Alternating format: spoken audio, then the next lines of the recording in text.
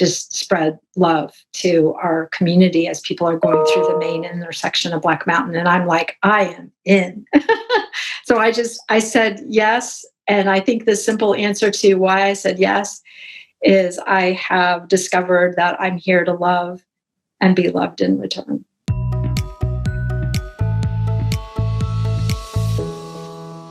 Welcome to yourbrilliance.com. I'm your host, Amy Waterman.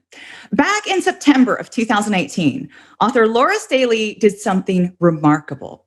She and some friends stood at an intersection in their town of Black Mountain, North Carolina, holding up some signs. And every Wednesday, they would be there with these signs. And some people would lean out of their car window and shout at them. Other people would wave. And still other people would ask them what in the world they were doing. Laura is still there with her sign every Wednesday. And over the years of watching people respond to it, she has learned so much about why this one word on her sign, love, triggers people so intensely. What is it about love? Well, let's find out. Welcome, Laura. Oh, thank you so much, Amy. It's a joy to be in this conversation with you. So I have to ask you, how in the world did you end up standing at that intersection, holding up a sign that just says love? So my best, dearest friend, beautiful Ruby Ruth Pittard, called me up and she said, you know what? Will you join me? I'm making a love sign and you can make your own and it will just say love. It will wave and smile to our neighbors and just spread love to our community as people are going through the main intersection of Black Mountain. And I'm like, I am in. So I said yes. And I think the simple answer to why I said yes is I have discovered that I'm here to love and be loved in return. We just need love signs everywhere, don't we? Yeah. So, of course, the next question then, how do people, you've been there for years now. How do people respond when they see your sign? Wow. Well, it's been the full range. Most people, because we do smile and wave. So we're not just standing there, stoic. So we're smiling and waving and generally just, greeting the drivers, the pedestrians who walk through the intersection. And most people, and I'm happy to report that over time, now that they sort of like realize, oh, this is a thing, and know why we're there is just to spread love. We get fairly positive response. There would be the people that cheer out of they'll yell, "We love you too." There was a man that teared up and said, "This makes my day. If you haven't heard, I love you. Please know that I love you." We also did have those individuals who happened to be gentlemen, flip the bird, with very angry faces. And I think the funniest one for all of us was the couple that drove by through the intersection, and I assume the wife, right, is like this. She's smiling and waving, and excuse me, but I'm gonna, and he's like, right, this, and we were just like, how did the two of them get together? Because we're like literally watching this completely contrasting, right, reaction from two people sitting in the same car. And I was like, that's an interesting relationship. Right? Because literally on our signs, all it says is love. There are the people that stay very focused. I'm not looking. I'm not going to look. I'm not looking. To the ones who are like, or they'll be like,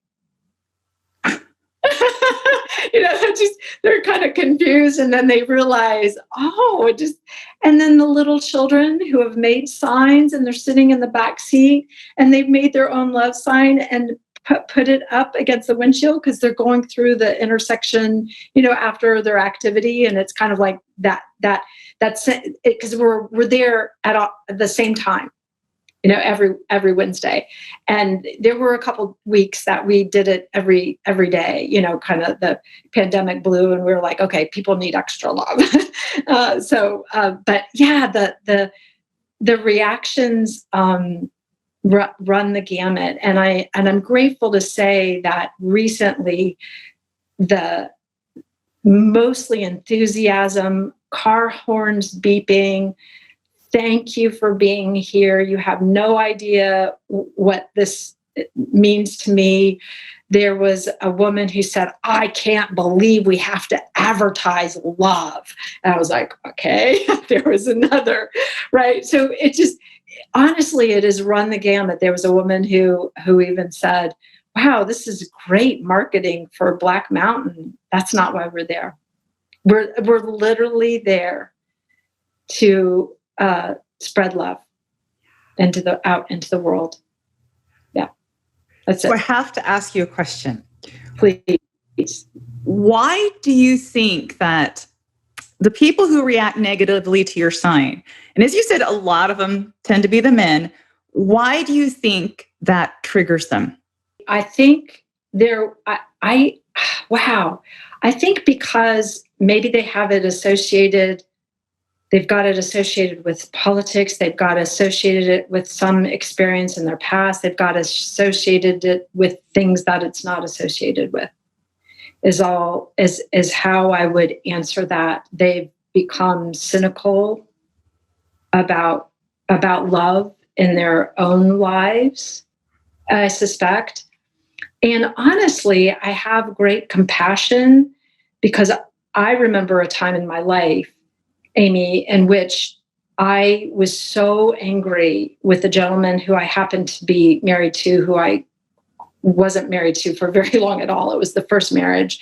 And I was so angry and triggered by his choices. And then I had a whole lot going on inside myself that was unresolved, that in a public way, I had screamed out. He was at a party. I finally found him. I didn't know where he was. We didn't have cell phones back then, so I couldn't just track him. And I yelled, profanities, squealed my tires out of there. And honestly, that day, if I had seen a love sign, I might have flipped the bird, right? And it was because sometimes when you're in that place of deep pain and hurt and unresolved traumas, which I definitely was, the truth is he had a right to be at that party, and I behaved quite badly, honestly. That was not my best self. Let's just be 100% clear, right? And I've since apologized, and even in the wake of the marriage ended, we had some beautiful healing conversations that helped us both on our respective trajectories, which I'm 100% grateful for. So I think it comes from a place of pain, of deep pain and unresolved hurts, maybe even traumas in that person's past. And they think this is a way to, outwardly demonstrate that. Yeah. So it all goes down to those experiences of love. And I think so many of us have had negative experiences with love. We want love and we're not given it. We're given what we think something's love, but it's a lie. And so I want to talk to you about, you've obviously grown so much from those early experiences to now. Could you tell us a little bit about your journey to love? Oh, wow. Oh, happy to. So I had several adults. One happened to be in my household, my childhood household. That was my mom, and other adults who there was abuse, there was traumas, there were words that were said to me over and over and over again that were extremely hurtful and unkind and terrifying. So I kind of grew up terrified, traumatized would be a shorthand way. Now, I did have individuals who showed up as a contrast, which I quickly learned. As a child, when you're surrounded by darkness, if you will, you quickly notice the bright lights. So my grandma Hope And as best as my dad could, my own father, showed up as loving individuals who kind of, as best as they could, really, lifelines, through lines. So I had some early experiences, which to this day I'm utterly grateful for, of that contrast, and many twists and turns along the way to that place. Now, I would also say that I really believe that I came in hardwired as a loving, gentle, tender soul. Not that I don't have sass and feistiness; it's in there too. But it was, kind of that tender-hearted. I cry easily. I laugh easily. That kind of thing. I don't know. ENFP on the whatever, and I don't know where I am on the Enneagram, but these personality things. At any rate, so nature became a place, a haven, books became a haven, and the people that had these energy fields, if you will, of gentleness, of tenderness, because I felt it immediately. Like they walk in the room and I'm like, okay, I'm going to go stand over next to that person. But in my personal life, I had a lot of struggle, right? It was really, really hard for me to love myself. And more importantly, I began to love myself and appreciate myself, but I didn't think I was valuable. And I was also not safe in my own body. Like that was a journey, right? And so obviously with support and professional help and, all kinds of gifted healers, I got in my body to resolve many, many, many traumas. And so this is a long-term process, and it's still ongoing, honestly, of going back and retrieving the gifts of all these younger selves and listening to them and loving them, just holding them in my lap if they want to come into my lap, if you will. And, whether she's 12 years old or my 5-year-old self or my teenager who's just like, right? Okay, now what do you need to say? And all these experiences in the contrast and the being buffeted around, but no longer a victim. I consciously chose the path of coming to healing inside of myself. And so through practices like meditation, which I've been doing for six years, and running and dancing and all the activity and standing with the love sign, honestly, is its own healing. And seeing myself in experiences being the healthy woman that I know I can be, and responding in a way that's from my core values of courage and compassion and love. I came to have an understanding of love and value and comfort in my own skin over time as I shed limiting beliefs and flowed through the emotional hurts and wounds in my own heart and body. So it became a holistic, and space, there's the piece of the feng shui piece, right? Like, oh my God, who lives here? Because I was surrounded by hand-me-downs that I loathed. Oh my gosh, right? So I was in a house that was hating me, if you will. I mean, if like the objects could talk, they'd be like, yeah, who are you? And, and it was other people's tastes and preferences. It was like, who am I? I'm like taking on the scripts of who people think I am, rather than discovering who I am. So I went about the business after that flood of the finished basement to discover what are the belongings, like this print back here that inspire me and that make me feel joyful inside and, want to get up in the morning sometimes, right? And sometimes it's not a thing, it's the people, right? It's our relationships with people. And to begin to have that relationship with myself that was kinder and more loving and more peaceful. And then getting to meet great people who were on that similar path of learning to value, love, and accept and forgive themselves, for all those moments, right? That they were just like not their best selves. And Yeah. this is something that you have chosen to share with other people. You wrote your memoir. It's kind of a memoir, and it's kind of spiritual. It's self-help. It's like Brene Brown, Glennon Doyle. And you called it Live Inspired. And you share a lot of these stories about the challenges of learning to love yourself. Because I think one of the important things about your story here is that it was your journey of loving yourself that enabled you to stand up there with that sign and give love to the world. It was not a journey of being loved and finally feeling filled up with love so you have love to give. It was a journey of learning to love yourself and coming from that place of pain and woundedness, that those men, flipping off, that's where they're coming from. And you went all the way through. So tell us, with all that being said, tell us about your book. Oh gosh, Live Inspired. Yeah, as you described it, it's heartfelt candor. I'm so honest about my bumbling and my fumbling. The feedback I get is people laugh, they cry. I even got a text message to learn that my own brother, who I have reconciled with in the wake of losing both my parents, which I'm utterly grateful for, and with my sister, got a beautiful apology letter from her at this last Christmas. Who said, "Oh my gosh, Laura, I'm laughing, I'm crying, I'm learning things about your life." And but there are messages of the wisdom that I've gleaned along the way of my bumbling and fumbling, whether it was, putting the ladder upside down when I went to clean the gutters, because, I'm a bad A, right? And I can clean my own gutters. And here, when I had it on the patio, it slips down and I fall off and I'm bruised, and thank God I'm alive.